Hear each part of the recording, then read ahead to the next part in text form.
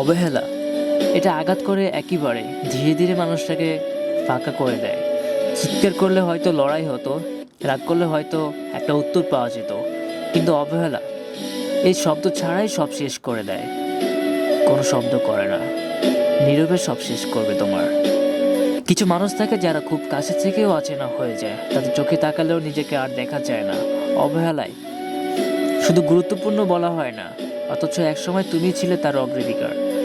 মেসেজটা দেখা হয় কিন্তু আর রিপ্লাই আসে না, ডাকটাও শোনা যায় কিন্তু সাড়া দেওয়া যায় না। এই নীরবতায় সবচেয়ে বেশি কাঁদায়। অবহেলা পেলে মানুষ নিজেকে প্রশ্ন করে, আমি কি কম ছিলাম? আমার দোষটা কোথায় ছিল? কিন্তু সত্যিই হলো, অবহেলা কখনোই তোমার অযোগ্য না, এটা অন্য কারো অক্ষমতা। অবহেলায় ভালোবাসা মরতে থাকে আস্তে আস্তে, কোনো ঘোষণা ছাড়াই। একদিন দেখবে আর রাগ লাগবে না, কষ্টও তেমন করছো না, কারণ তখন মনটা হাল ছেড়ে দিয়েছে তোমার। সেই মানুষটা একদিন তোমার খোঁজ না পেয়ে ঘুমাতে পারতো না, আর সেই খোঁজ নিতে ভুলে গেছে তোমার। এই পরিবর্তনটাই সবচেয়ে ভয়ঙ্কর।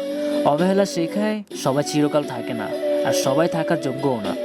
যেখানে তুমি অপ্রয়োজনীয় সেখান থেকে তুমি সরে আসো, এটা হার না, এটা আত্মসম্মান। মনে রেখো, যে জায়গায় তোমার অবহেলা করা হয় সেই জায়গায় তোমার ঘর না। নিজেকে বাঁচাও, নিজেকে গুরুত্ব দিতে শিখো, কারণ ভালোবাসা চাওয়া যায় কিন্তু অবহেলা সহ্য করা যায় না, এটাই অবহেলা। সো কারো অবহেলা তুমি সহ্য করো না, তোমার জীবনটাই তুমি ধ্বংস করবে যদি সহ্য করে থাকো।